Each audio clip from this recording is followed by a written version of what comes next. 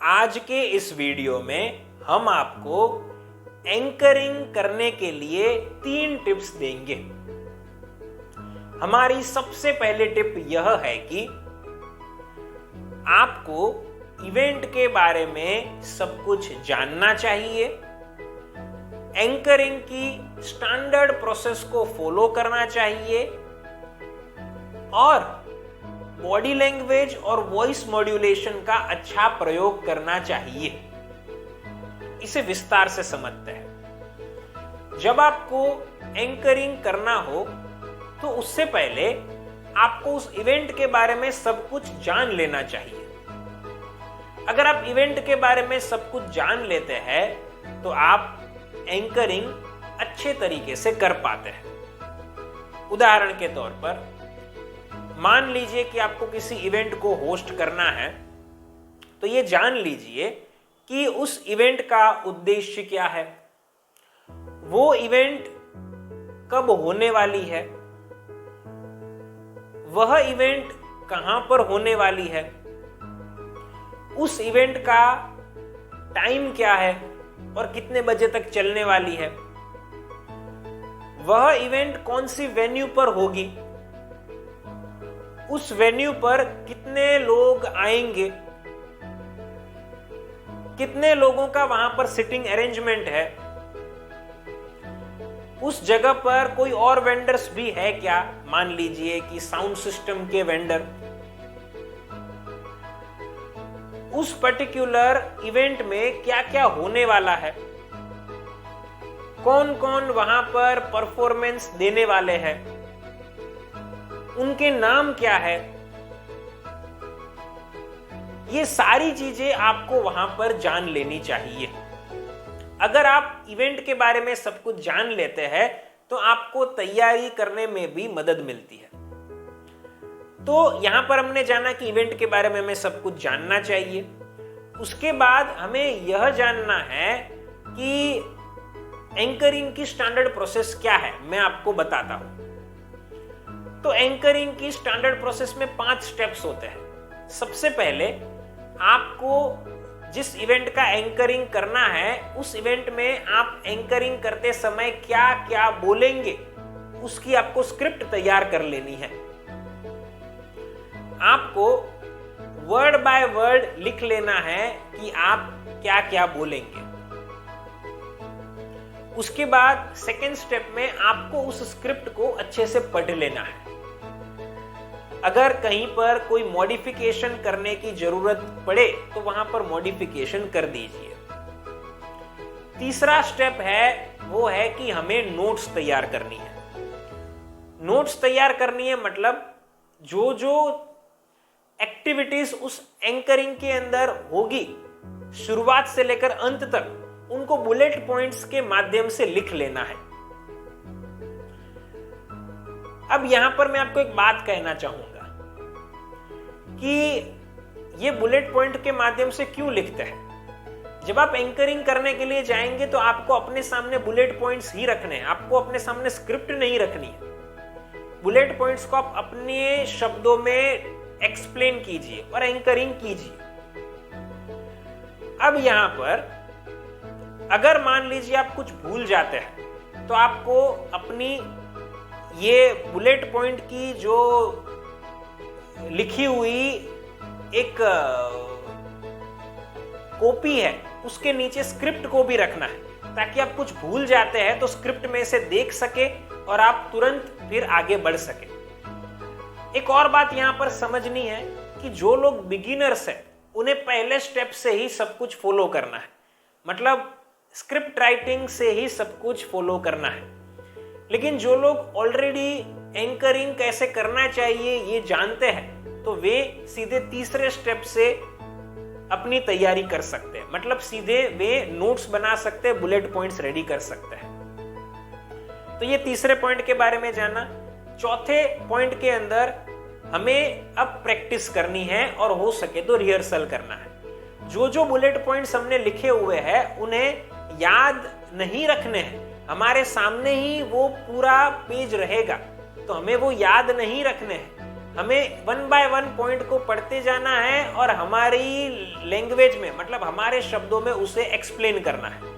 वैसे हम प्रैक्टिस करेंगे और अगर हो सके तो हमें रिहर्सल भी करना चाहिए। मतलब जिस जगह पर ये इवेंट होने वाली है वहां जा सकते हैं और स्टेज के ऊपर हम इसकी एक बार प्रैक्टिस कर सकते हैं ताकि हमारा रिहर्सल हो जाए। उसे ही रिहर्सल कहा जाता है।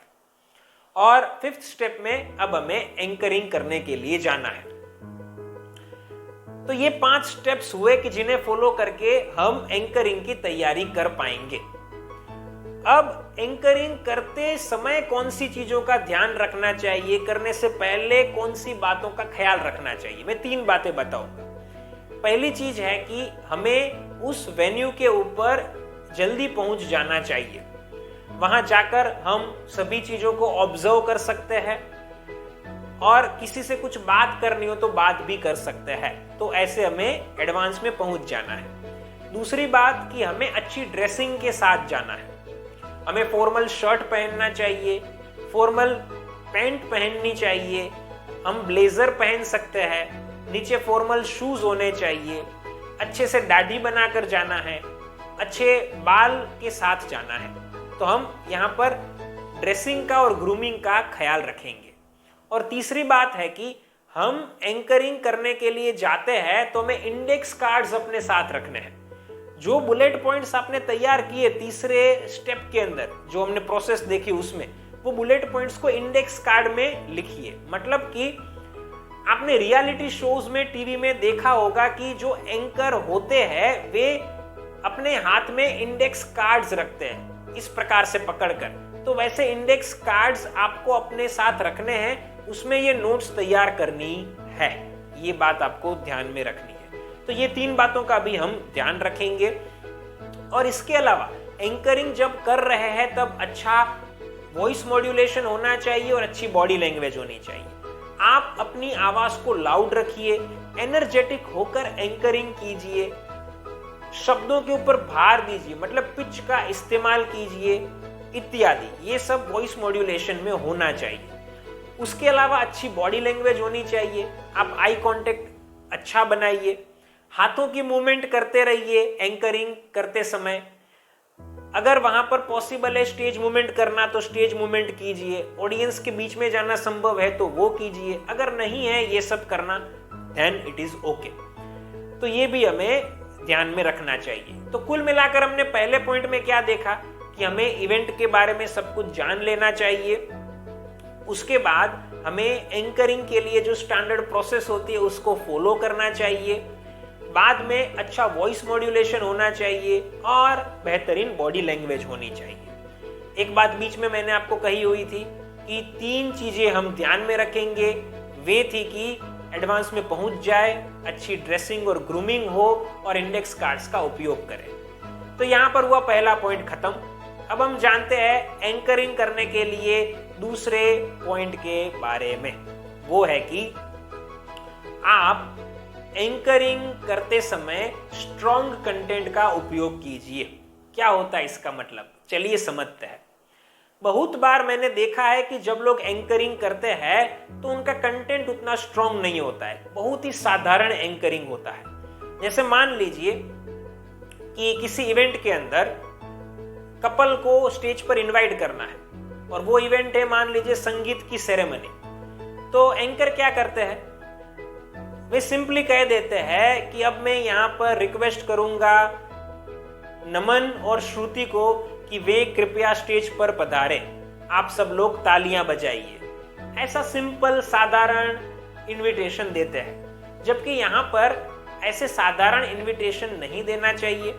पहले हमें यहाँ ये कहना चाहिए कि जीवन में मैरिज का क्या महत्व होता है, ऐसा कुछ हम पहले बोल सकते हैं। या ऐसा कुछ बोल सकते हैं कि जिसमें हम ब्राइड और ग्रूम की अच्छी चीजों के बारे में कुछ बताएं, वैसा कुछ कहा जा सकता है। उसके बाद उन्हें स्टेज पर इनवाइट करें। तो ये चीज हमारी एंकरिंग में होना ही चाहिए। उसके अलावा जैसे मैं एक और उदाहरण देना चाहूंगा कि कुछ लोग ऐसा करते हैं कि मान लीजिए कि किसी स्पीकर को स्पीच देने के लिए आमंत्रित करते हैं, तो सिंपली ऐसा बोल देते हैं कि मैं यहाँ पर रिक्वेस्ट करूंगा सुरेश जी को कि वे कृपया स्टेज पर पधारे और अपने भावों को व्यक्त करें। ऐसा नहीं होना चाहिए। आपको यहाँ पर सुरेश जी के बारे में कुछ कहना है। मान लीजिए कि सुरेश जी वो व्यक्ति है कि एक रिटायरमेंट सेरेमनी में एक व्यक्ति की जो रिटायर हो रहे हैं उनके बहुत ही क्लोज रह चुके कलीग है। तो आप यहाँ पर क्या कह सकते हैं कि हमारी वर्क लाइफ में कलीग का क्या महत्व होता है। किसी के साथ अच्छे रिश्ते बन जाते हैं तो वो जीवन में कितना महत्व का हमारे लिए हिस्सा बन जाता है। ऐसा कुछ अब बोलिए। वो बोलने के बाद फिर सुरेश जी को आमंत्रित कीजिए उनके भावों को व्यक्त करने के लिए। तो यहाँ पर कहना ऐसा है कि साधारण तरीके से नहीं बोलना है, यहाँ हमारा तरीका एक्स्ट्रा ऑर्डिनरी होना चाहिए। तो कंटेंट को जब आप डिलीवर करते हैं तो उसे स्ट्रॉन्ग रखने का प्रयास कीजिए। ये हमारी तरफ से दूसरी टिप थी।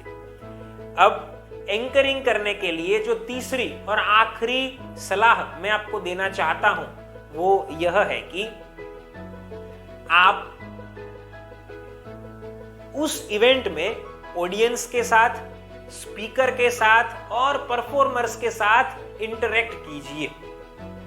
अब देखिए, जब आप एंकरिंग करते हैं तो वहां पर आपको सिर्फ खुद ही नहीं बोलना है, आपको लोगों को भी इन्वॉल्व करना है। तो लोगों को इन्वॉल्व कैसे किया जा सकता है?